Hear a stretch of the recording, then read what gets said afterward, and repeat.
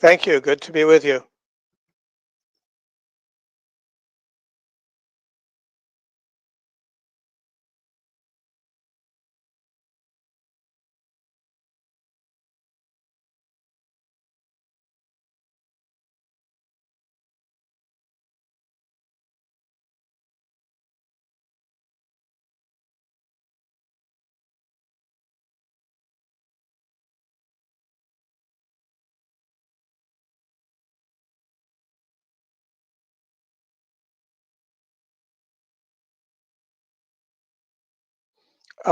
Mostly, I just publish articles, and the website where I do it is https:// boosty boosty.to/ club Orlov ORLOV, and that's where you can find all of my work. Most of what I publish is for subscribers to keep out the riffraff, but it doesn't cost very much. So I encourage you to subscribe and read the articles that I publish, which is where I put in most of the work.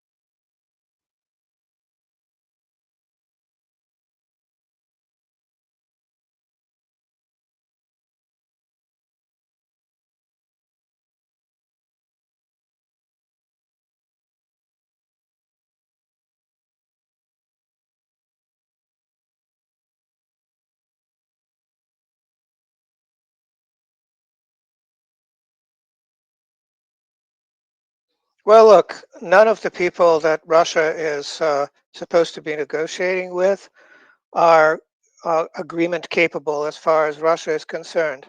Not Trump, who is only good for another year or year and a half before he loses the midterm elections and becomes a lame duck. Um, Certainly not Zelensky. Certainly not the people on the Ukrainian negotiating team, which I can get into in some detail if you want. None of these people matter to the Russians. Now, as far as what's going on inside Trump's head, a journalist called him a chicken, asked him if he's going to chicken out again.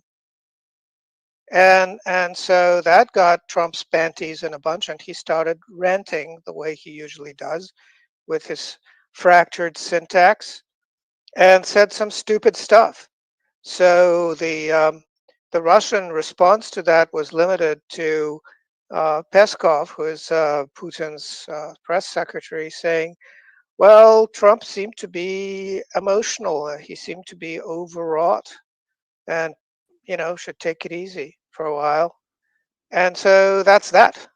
That's all the press time this question requires, I believe. And in your opinion, Dimitri, what's going on in Ukraine and the way that somehow Europeans are trying to manage the situation? I don't see Donald Trump being capable of managing what's going on in Ukraine. Do you think this behavior on his part is some sort of frustration that he cannot deal with Zelensky himself and he needs to put pressure on Russia? Well, no, I don't think Trump has much interest in any of that. He's much more interested in building a Trump Tower in wherever it is, Saudi Arabia, I think it is. He's also got plans for Trump Towers in other places in the world. And he's also very interested in making lots of money. The way that works is you impose tariffs, wait for stock prices to drop, buy a bunch of stocks. Then you postpone the tariffs, wait for the stock prices to recover, sell the stocks, and pocket the profits. And so Trump is doing it, his family is doing it, his friends are doing it, everyone's happy. Um, Elon Musk doesn't seem to be very happy with that because Elon Musk kind of wants there to be a country from which he can launch his wonderful rockets. So if the United States goes bankrupt and disappears, doesn't matter to him how rich Trump is going to be or his family.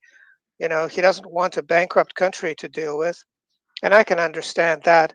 But the rest of the people around Trump, they really don't care about America. The "Make America Great Again" is basically a ruse for chumps at this point. That's not happening. Um, and so, what does he care about the Ukraine? He knows that it's lost. He all he's trying to do maybe is postpone the reputational damage. He's trying to figure out a way to not get blamed for who lost Ukraine. He wants it to be Biden's problem. He hasn't quite figured out how to make it Biden's problem for real because there was no Biden, and he can't quite find a way to prove that the Trump Politburo in the White House is any different from the Biden Politburo in the White House. Everybody is beginning to who thinks about it is beginning to realize that it really doesn't matter who the U.S. president is. The Politburo stays the same. And you mentioned Elon Musk, Dmitry, and he just left the administration. He came to the administration to do some sort of changes to reduce the spending on the part of the federal government. And right now he's out of the picture. In his recent interview, he said that the new bill on the part of the government, he said Donald Trump was mentioning big and beautiful. He said these two words are not coming together. You have it big or beautiful. And what is happening with the concept that gave Elon Musk some sort of opportunity to be part of the administration? Do you think we know that Elon Musk was not interested in supporting the war in Ukraine? And do you feel that these people, as time goes by and these people are getting somehow out of the administration, the concept of having a peaceful and a cooperative, a somehow compromise and cooperation with the other superpowers is fading away from the administration? Well, first of all, Elon Musk was instrumental in keeping the Ukrainian military alive by providing them with battlefield internet access. If it wasn't for Starlink, the European army would be uncontrollable. And he has never denied them Starlink access. Um, so he is a part of that war. And saying that he's against it or that he's for peace or something like that is, I think is completely ridiculous. Now, the reason he joined Trump's campaign was that he, at some point, decided that the United States was financially worth saving from bankruptcy. National bankruptcy is all but assured for the United States at this point, but he thought that he could try um, get rid of useless resource consuming federal bureaucracy and somehow redeem this federal system, which really doesn't have a chance at this point. But he decided that it is an impossible job. What did he? I think he managed to save something like 150 billion a year from federal expenditure, and then he saw Trump take that money that he saved and give it to the Pentagon. So what good is that?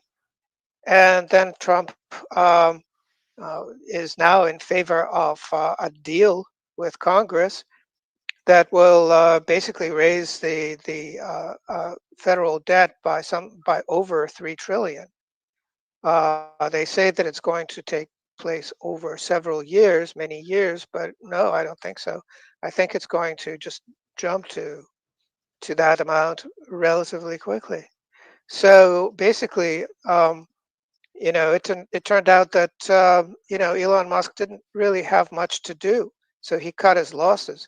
And then in addition to that, he has kind of a big family and lots of children, and they getting death threats. You know, just like Donald Trump, just like other people in that cabinet of his are getting death threats.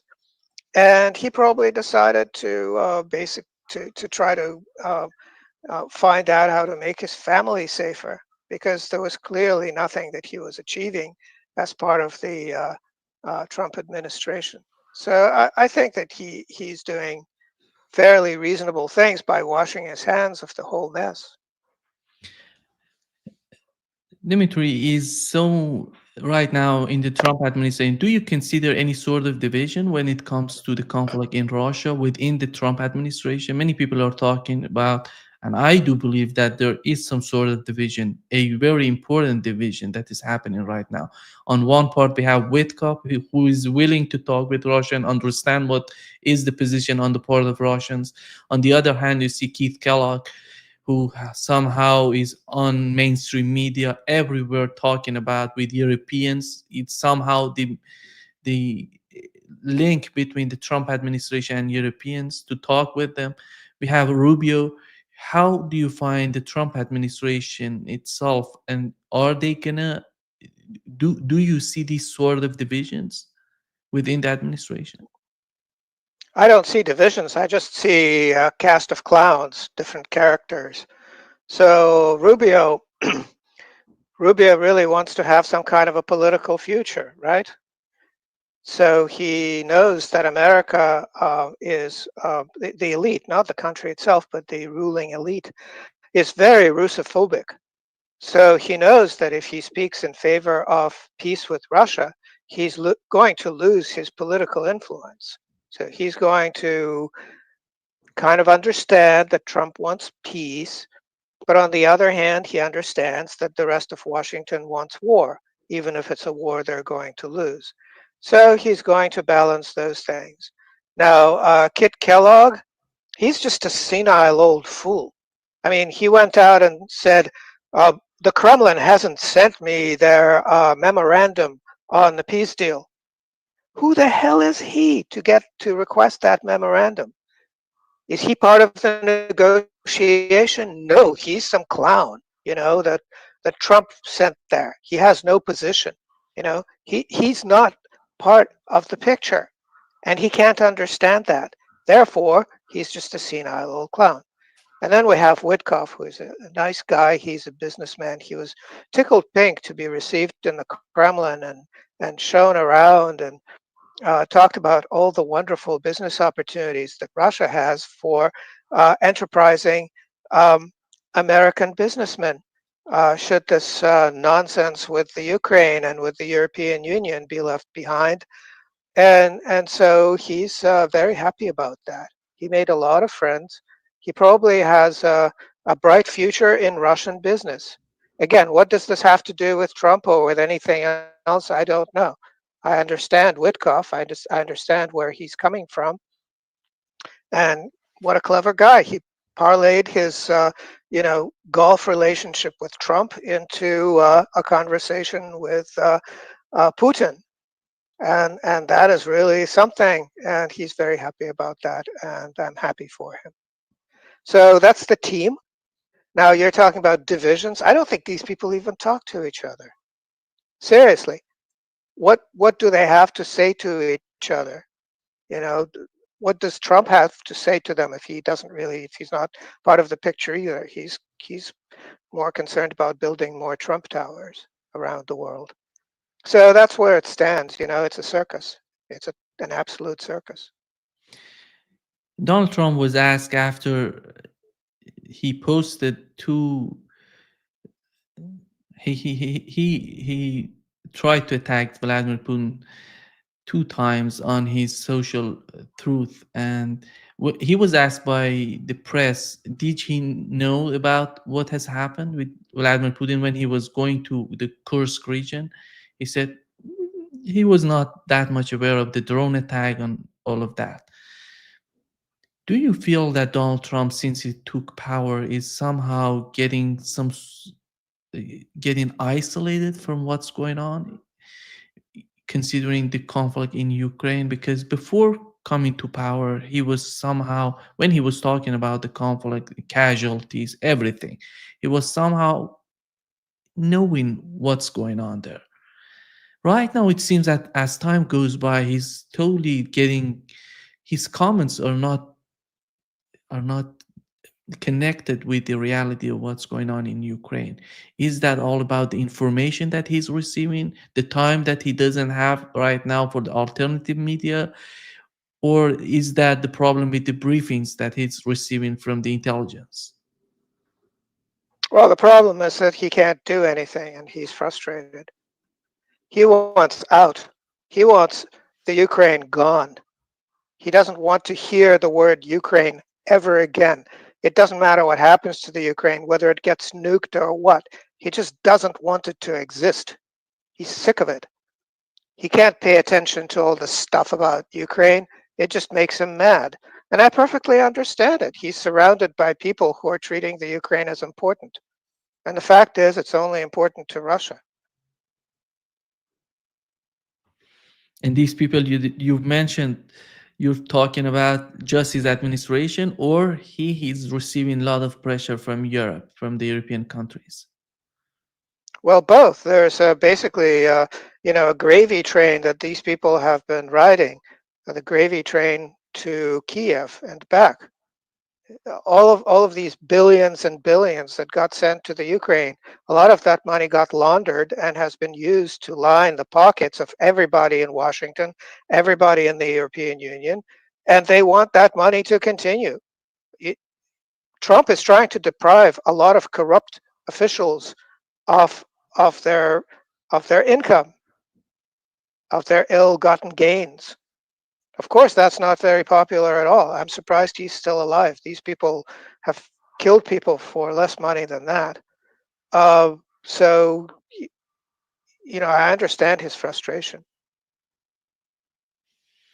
And how is that going to influence the process of negotiations? We know that we had Zelensky and Ukrainian team in Istanbul talking with Russians, and it seems that there would be a new round of negotiations between the two parties. Looking at what's going on in Ukraine, it's somehow simplistic. It's somehow you have to be so much naive to think that Ukraine is asking for any sort of agreement. They want Crimea, not only the eastern part of Ukraine, but they want the Crimea back. They want, and these things are not gonna. These pictures, the picture on the part of Russians and the picture on the part of Ukrainian, are not even compatible. They're not coming together. How is that going to help Donald Trump? He said that he's going to be out of the scene. He's going to let Russians and Ukrainians talk to each other. Is that going to help him? Well, I think the negotiations are sort of useful because at some point somebody on the Ukrainian side will have to sign the articles of surrender when Russia wins. So it's useful to keep channels of communication open with some official who can sign those articles of surrender and then maybe get hung. That's what happened after Nuremberg at the end of World War II. The people who signed the articles of surrender on behalf of Nazi Germany were then tried at Nuremberg and hung. They were executed. So maybe that's the bright future for these negotiators on the Ukrainian side. As far as actual achieving an actual agreement, well, here's an interesting fact. Vladimir Medinsky, who is the head of the Russian delegation, received death threats not just against him, but against his family members, against his children, from some Ukrainians. And when the Ukrainian delegation was challenged with these facts, the head of the Ukrainian delegation said that the threats, the death threats, came from the Ukrainian Nazis and that they don't control those Nazis. Okay, so keep in mind that the previous time there was a negotiation between Russia and the Ukraine, Istanbul 1, which was canceled by Boris Johnson, um, one of the people in the Ukrainian delegation got shot in the middle of the street in Kiev. So they're a bunch of Nazis that nobody controls. maybe the CIA controls them, who knows, in Kiev, making death threats against anybody who tries to achieve peace or even says that they're trying to achieve peace. Um, and they're out of control. Now, what is the point of negotiating a peace agreement with people who do not control the situation in the Ukraine, in what's left of the Ukraine? There's no point at all. So I think that this is just, some exercise in in public relations. It's not really an exercise in diplomacy. This is all just to present some sort of a picture for the media and maybe to keep channels of communication open for when the time comes to capitulate. And I think that that's all that's going on. As far as ongoing negotiations, well, I think it was Kit Kellogg who said that the next round of negotiations is ready and will take place in Geneva. Who the hell asked him that? And secondly, is Switzerland suddenly neutral again? It hasn't been for a while. It voted for anti Russian sanctions, not a place for holding those negotiations. Istanbul is more likely. But the question is, after these death threats, why would Russians participate? That clearly the Ukrainians are not competent to engage in such negotiations. Plus, who would sign the agreement if an agreement were actually completed and negotiated? There is no one in legitimate constitutional authority in Kiev, not the president, not the parliament, nobody.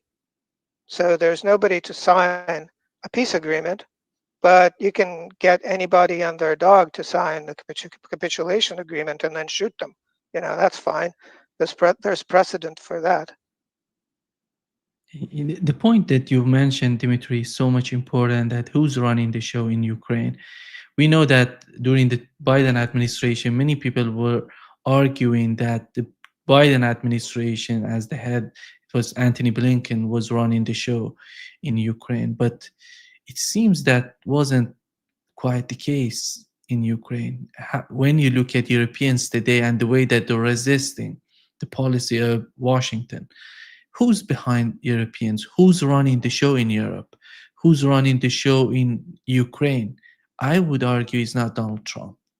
Maybe some little group, some people within the administration are connected with Europe, but after all, we have to understand the complexity of what's going on in Ukraine and the role, the important role of Europe in Ukraine. You're taking that. Well, you have uh, NATO falling apart. That's kind of the important thing.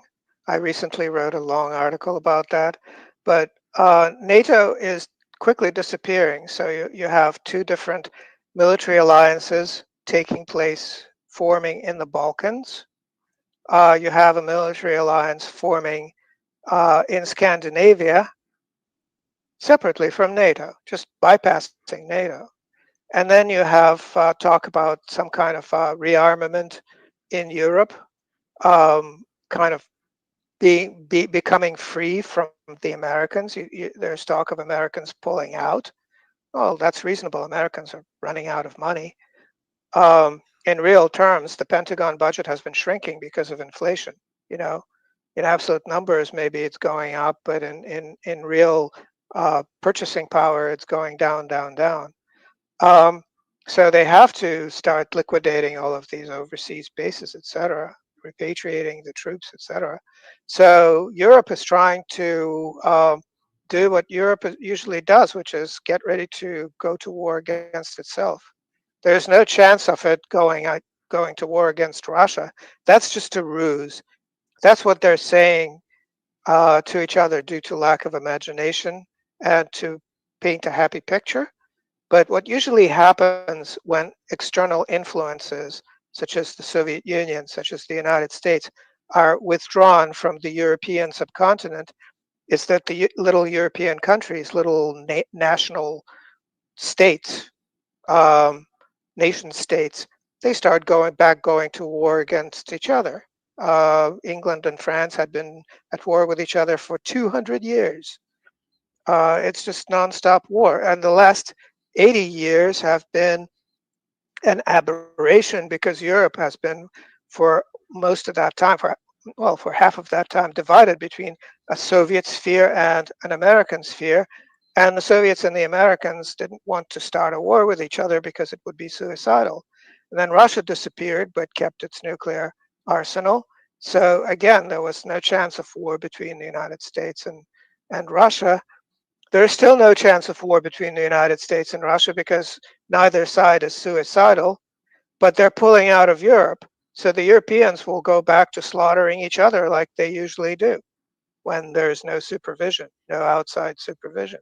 So that's what we should expect.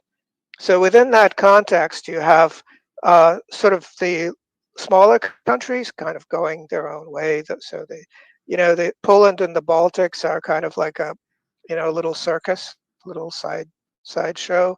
Then you have the Scandinavian countries thinking they could do something together, and then you have the Balkans being the Balkans, getting ready to cut each other's throats again.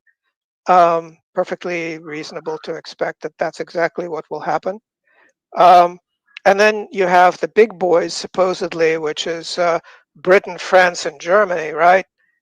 Snorting cocaine together on a nice, friendly trip to Kiev. But when they're not high on coke, they don't look very happy together. I notice they really need the cocaine to stay civil with each other.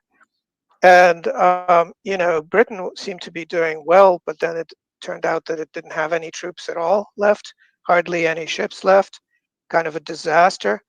And then what's his name got caught um, having his supposed property, torched by some Ukrainian male prostitutes that he forgot to pay.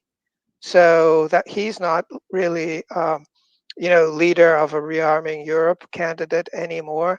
And then Macron got punched by his wife, husband, whatever it is, husbandoid, and so that kind of put him out of the running. So now we have this Fritz character who is sort of the Bundeskanzler, although nobody really wants him to be the Bundeskanzler.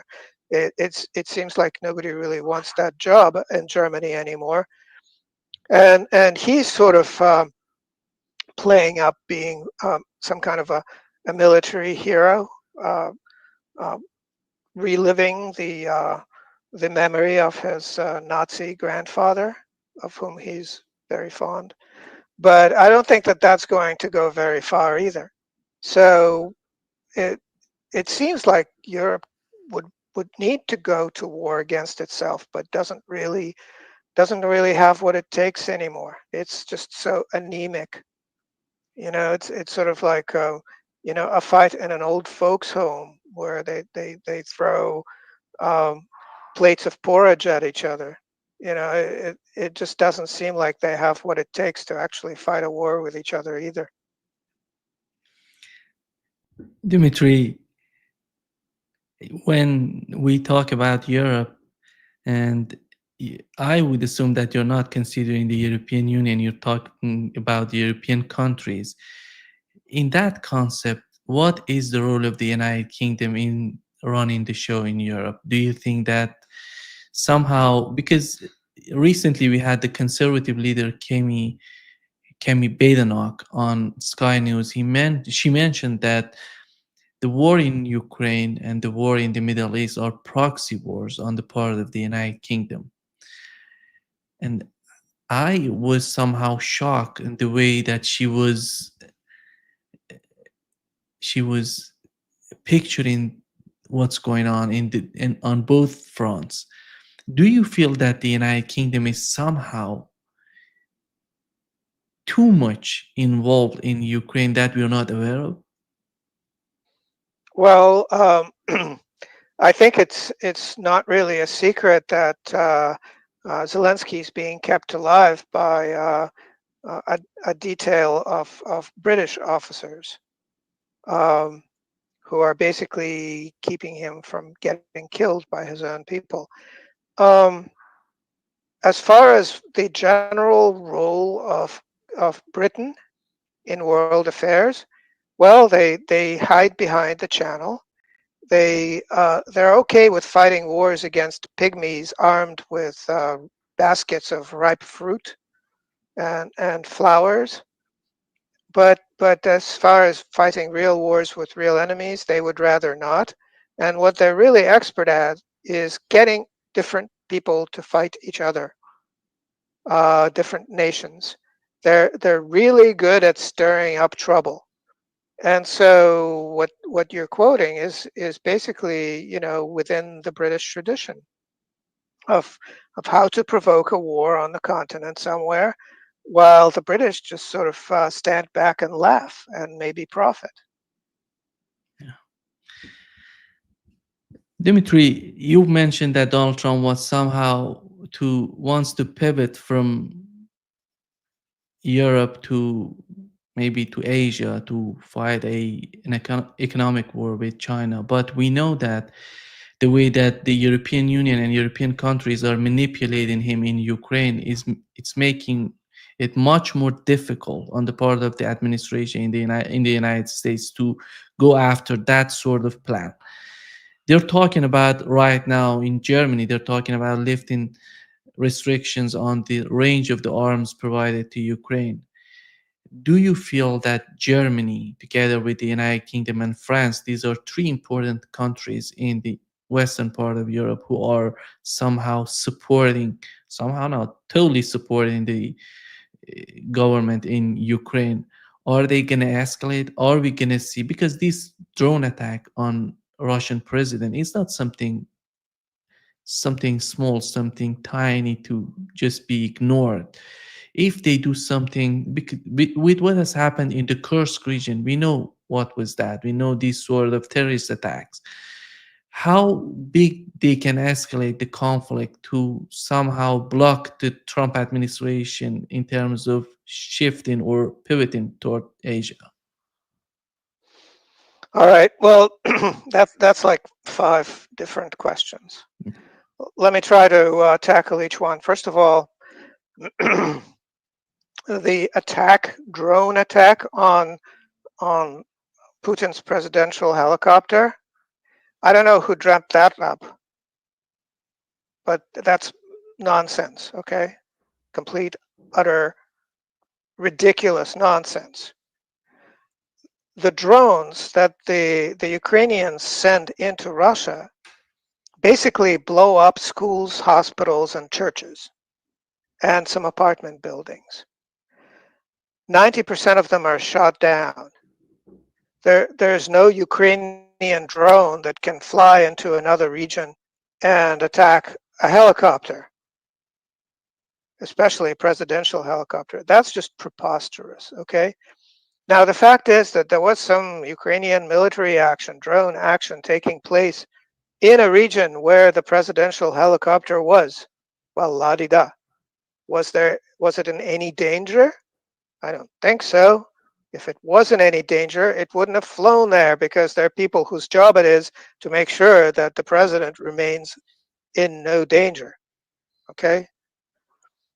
Now, in terms of these drone attacks, Ukrainian drone attacks on Russia, well, that's just terrorism, first of all.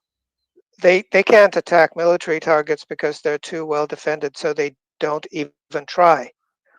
They try to bomb gas stations sometimes because that makes good news footage in case somebody shoots a picture and uploads it.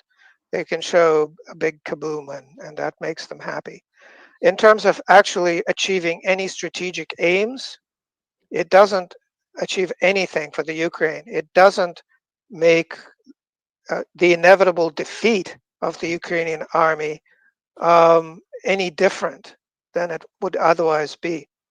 But it's provoking a Russian reaction. So the Russians decided, why shoot down individual drone aircraft when we can shoot down the factories that make them and the container ship that supplied parts for them that was docked in Odessa, which is what the Russians did.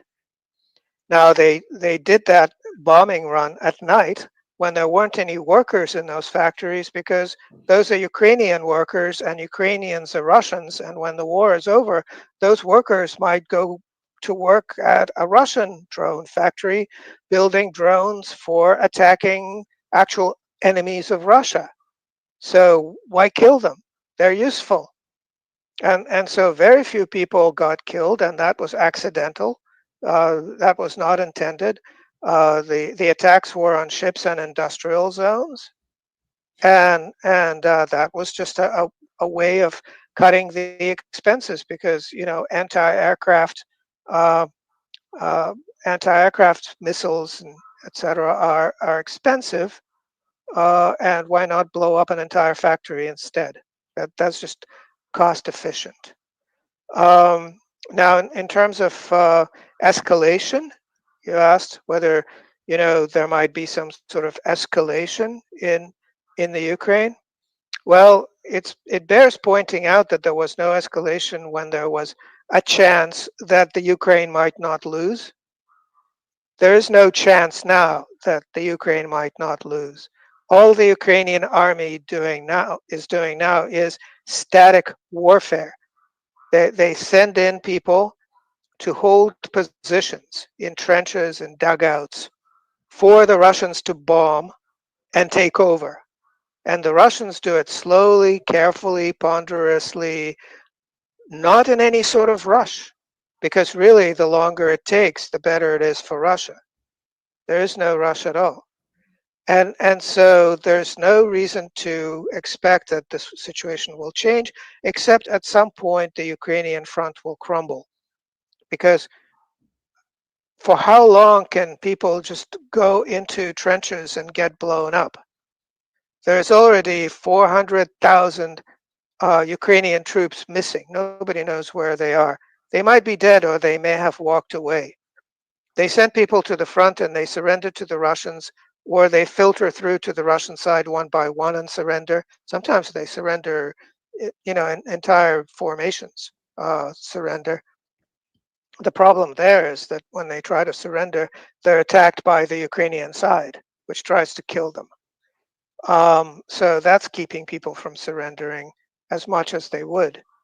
But at some point, most of the Ukrainian military will just decide to go over to the Russian side, and there will be nothing to stop them. And then they might pick up some new weapons and some new flags, and go to march on Kiev, which would be wonderful, because to really end this conflict requires a civil war in the Ukraine. So that's the thing we expect. So the other part is why, well, is the Ukrainian conflict preventing Trump from starting a war with China? Oh my God. Okay, so uh, cockroaches in the White House are preventing Americans from flying to the moon. That's kind of like the relative scale of these things. I mean, there's the Ukraine. It's a static conflict. The Russians are going to win. Everybody knows it. It might take a year. It might take two. Nobody cares how long it takes.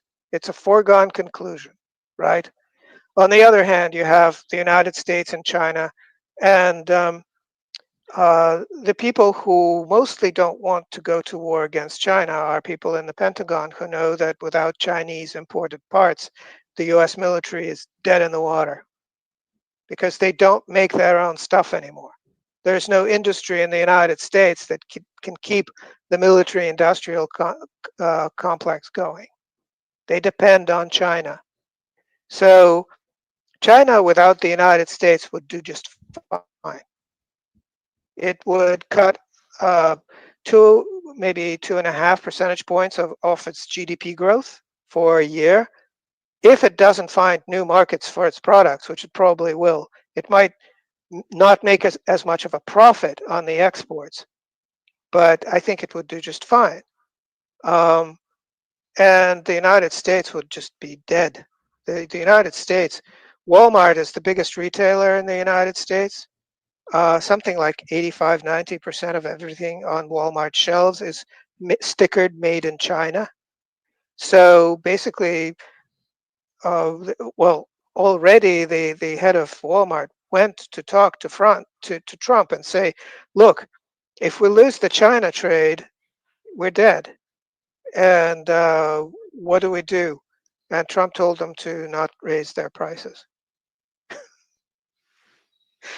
is wonderful. Don't raise prices on Chinese stuff. Um, so that's Trump's solution to the whole problem. So the idea that there's going to be a war between the United States and China is basically the same as predicting that there's going to be a war between the United States and I don't know, the Andromeda Galaxy. You know, it's attacking the Milky Way. Yeah. The two galaxies are colliding. So we should do something about that.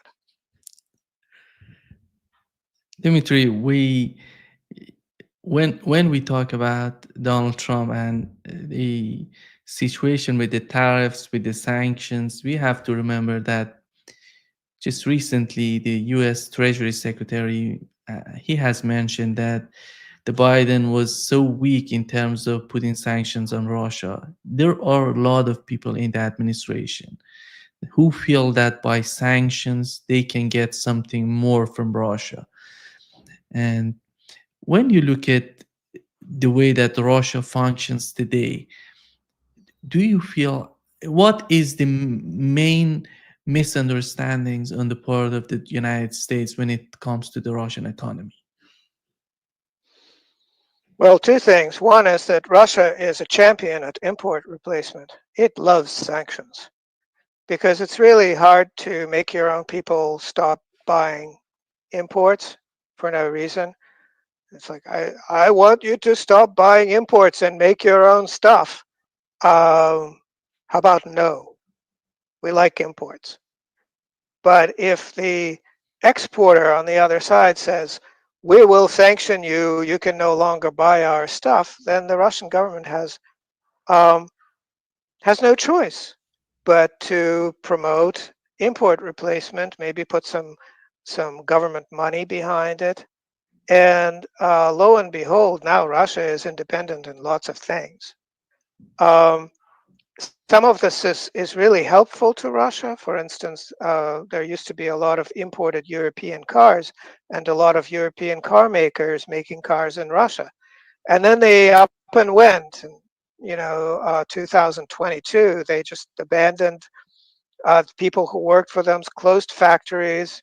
The Russians reopened those factories, started making the same cars and eventually other cars, signed deal with Chinese automakers. So now European car industry in Russia is not very well represented and never will be again. And meanwhile, Russia is completely flooded with Chinese cars, so that the Russian government now has to step in and, okay, from next year, all new taxis will be Russian made. They could be Chinese, but they have to be made in Russia. So all of that sort of stuff is going on. Uh, Aircraft building in Russia is blossoming because of sanctions by Airbus and Boeing, especially Boeing. There are some problems with spare parts, but really localized problems. And most recently, the Russian government has realized that it's short of industrial workers, so it's reorienting higher education in Russia so that it will produce more um, high-tech welders and fewer bloggers and economists and journalists and sociologists and lawyers and other useless riffraff, because Russia needs industrial workers, not useless people who just run their mouths. And So those are all positive developments, you see. So more sanctions, please. That's the message from Russia. Please, if the United States imposes really, really serious sanctions, can I propose some sanctions? Okay, I think Microsoft should just completely ban the use of Microsoft products on Russian territory. I think Google should just completely pull out. Um, those are two big ones. But basically, a complete ban on all American software would be very helpful. Also, American pharmaceuticals. Why don't you ban all of those? Because then they would be made in Russia and in India, and that would be fine. Um, so those are just some ideas to throw out for new sanctions in case Besant wants ideas. Dimitri, you mentioned the internal attitude of Russia towards sanctions, but when it comes to the BRICS and the way that we know that when they're talking about sanctions, it's not just all about the United States.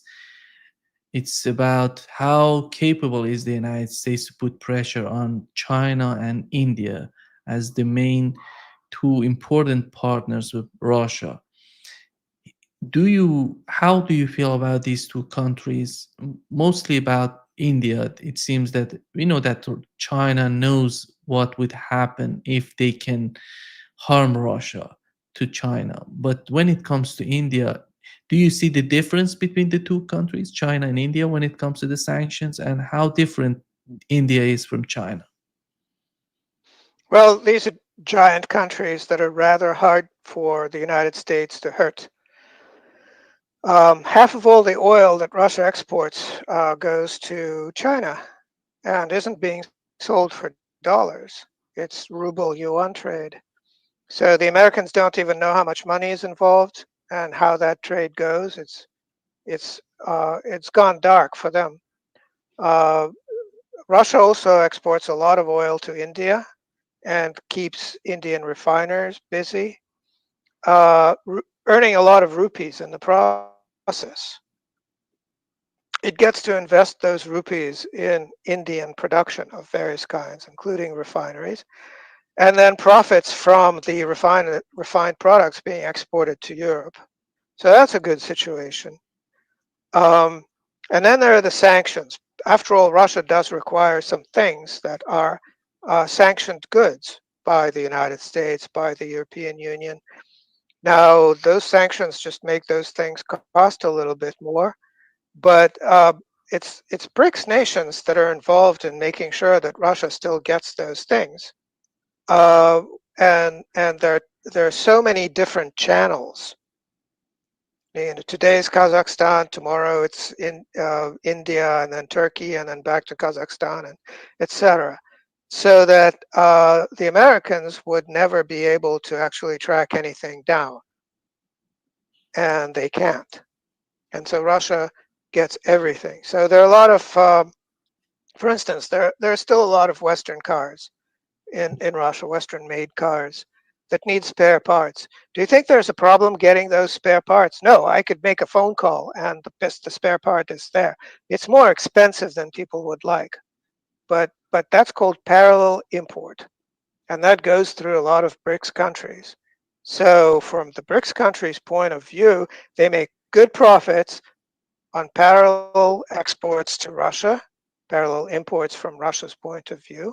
They want that to continue. So, from the BRICS point of view, more sanctions, please.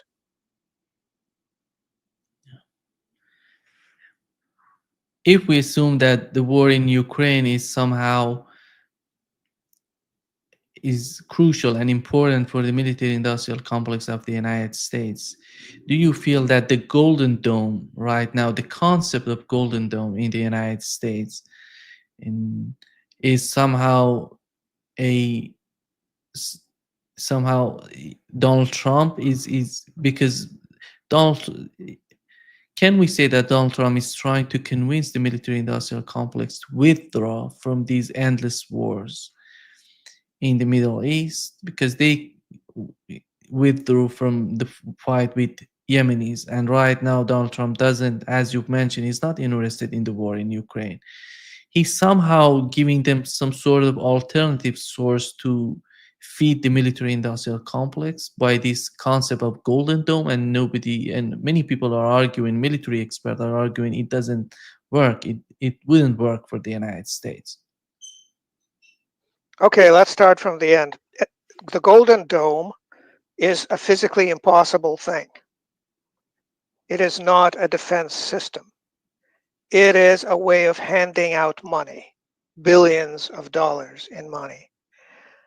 The recipients of that money are Elon Musk, number one, and number two, three, and four are major supporters of the Trump election campaign. It is payback from the Trump administration to his friends.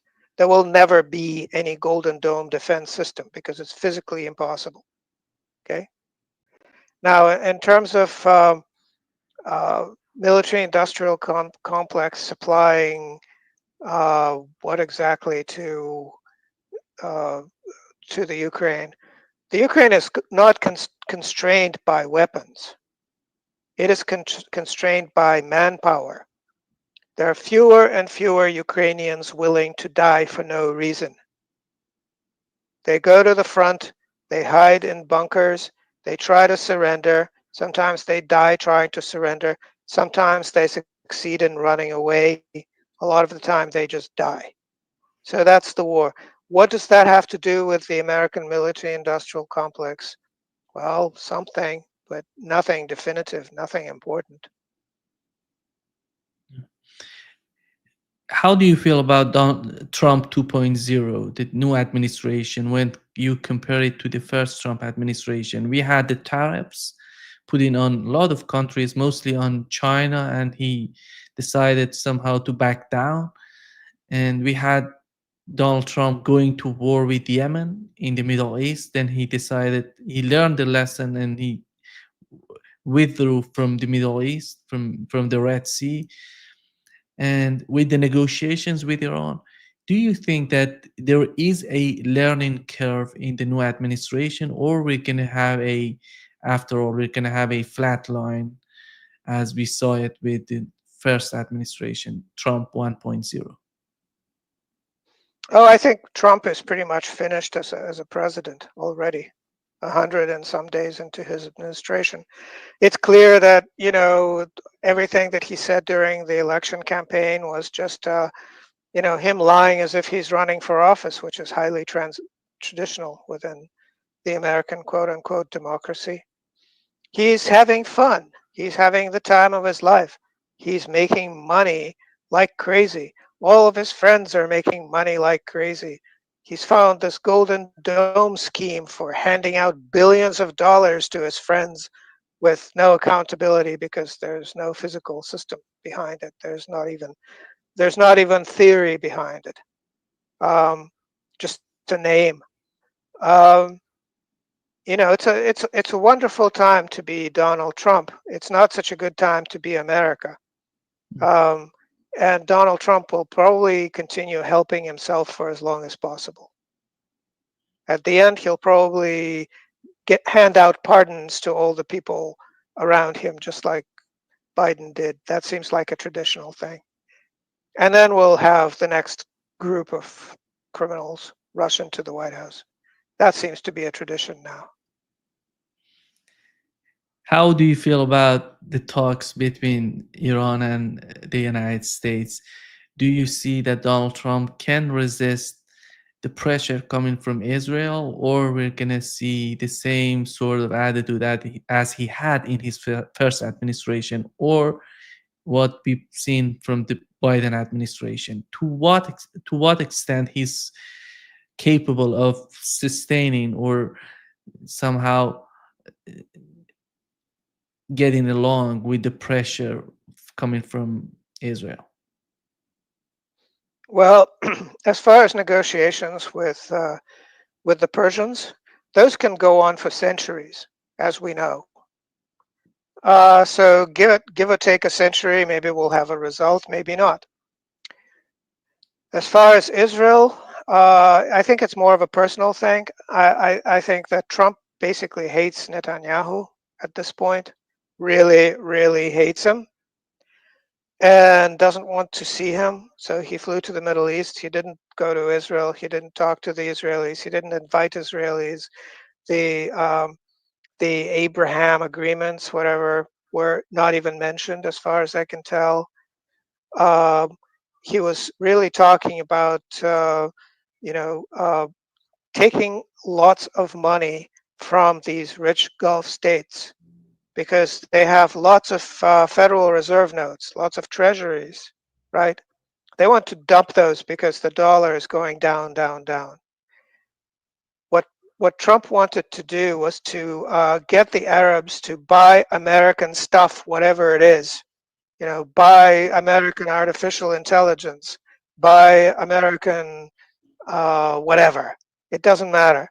Just so long as there's something American to soak up all that money, because otherwise the dollar would just continue dropping. And that was partially announced. I think he got like plans for what to do with a trillion or two of Arab money. But the dollar is still sinking, so maybe it isn't working. As far as war, again, Trump is not about war. Trump is about money. He's a businessman, so he understands that he has to sell stuff to the Arabs. I think he sold them a Trump Tower, maybe two. That's a big deal for him. As far as war with whatever with Yemen, well, that the way that went is it's a huge humiliation for the United States, so they're trying not to talk about it. The deal is, okay, Yemenis, well, we'll stop bombing you if you stop sinking our ships. Is that okay? And the Yemenis are like, yeah, okay, we actually don't care. Um, we care about stopping the flow of goods to Israel, and the Americans who initially dove into the fray to open up the flow of goods to Israel are like, okay, well, we're not going to talk about Israel anymore. Okay, we're upset. Um, and so that's basically it. That's the situation. Dimitri, from what we've seen in the Middle East, you've mentioned the latest visit of Donald Trump to the Arab states. And we had the foreign minister of Saudi Arabia, the defense minister of Saudi Arabia going to Iran, talking with supreme leader of Iran.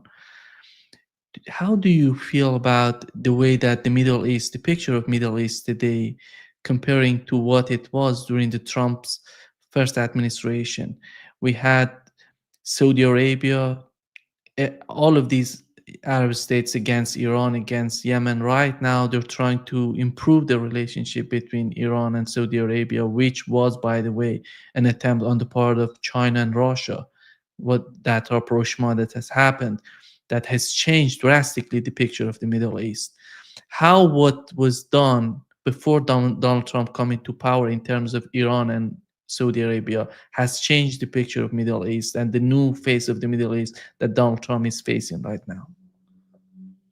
Well, I think that the big change is from Trump 1 to Trump 2 is that when when Trump 1 was happening, uh, the shale oil boom was still happening in the United States. And the United States had a lot of leverage over the oil producing countries in the Middle East. They had to compete with each other for market share, um, which in a market that wasn't really very profitable because the Americans had the ability to flood it with shale oil and actually tried to crash the market. Um, Supposedly to hurt Russia, but also to exert influence on other Arab states. Now, shale oil is dying. It's not growing, it's not shrinking, but it's not profitable either. If the oil price is anywhere below about 60, 62 a barrel, the entire shale oil patch as a whole becomes unprofitable. There are little bits of it that can produce oil around 40 a barrel, but there's little of that, and the whole thing, the rig count is falling. Smaller companies are getting ready to go bankrupt again, and overall, the shale oil boom is over. It is really over. That Klondike has run its course, and what that means is that the Middle East doesn't have to be at each other's throats anymore because they don't really have to compete. There's a shortage. There's coming up a big shortage for their product. They can all collaboratively corner the market and be rich. And so why fight with each other if everybody is rich and happy? You know, People fight with each other when resources are scarce, but it looks like resources are going to be plentiful for them in terms of money, scarce for the rest of the world, which because you see the shale oil in the United States has, for the past 10 years or so, made up for the overall shortfall in oil production everywhere else in the world. The decline rate hasn't gone anywhere, but it has been made up for temporarily by shale oil from the United States. If shale oil production drops, there's nothing to compensate for it. There's just going to be a global oil shortage. So the Middle East is gearing up for that eventuality. Yeah.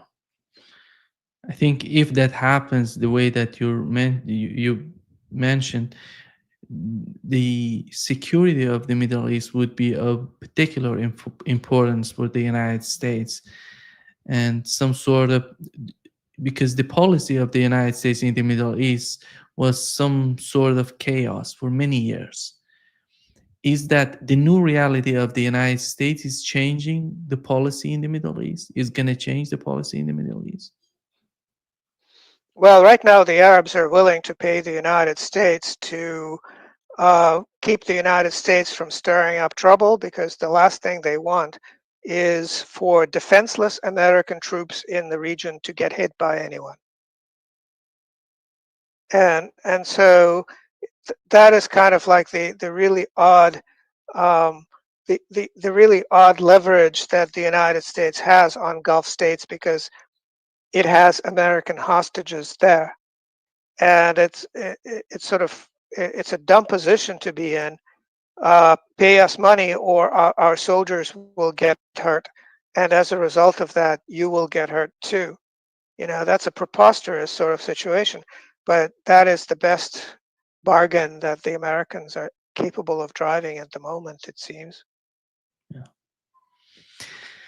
Thank you so much, Dmitry, for being with us today. It was Thank all you. fine. And let us know how we can follow your work. Okay, well, go to https://boosty, BOOSTY.to stands for the island of Tonga, where I don't live, /Club Orlov, Club ORLOV, and read everything that I actually publish, because I don't really like to talk into the camera that much. I prefer to write. Thank you so much, Dmitry, for being with us today. Great pleasure as always. Thank you. Thank you.